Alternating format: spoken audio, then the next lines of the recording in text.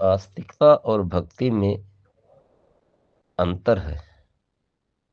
जैसे हमारे पास आटा हो, आटे से भंडार भरा हुआ हो, लेकिन आटे से पेट नहीं भरता। पेट भरता है तो रोटी से, क्योंकि आटे की ही रोटी बनती है। उसी प्रकार से परमात्मा है, कण कण में है, हर जगह है। यही हमारी आस्तिकता है।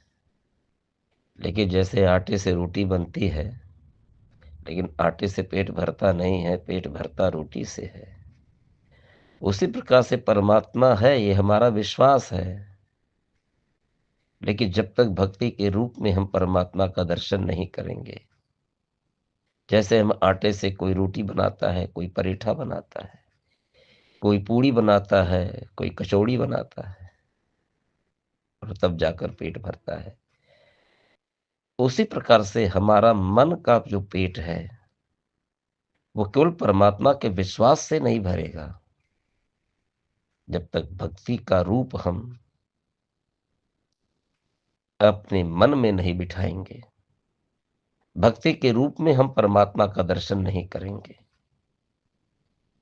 मीरा के प्रभु गिरधर नागर, सूरदास के श्याम, नरसी के हैं सावल शाह, और तुलसी के प्रभु राम।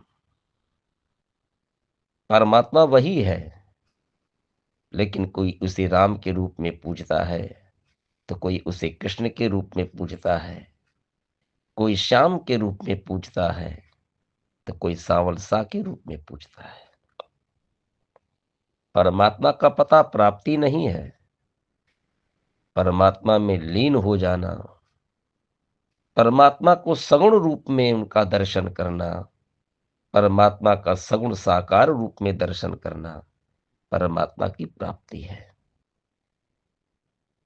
किसी ने कहा कि परमात्मा गर्भ में आते हैं।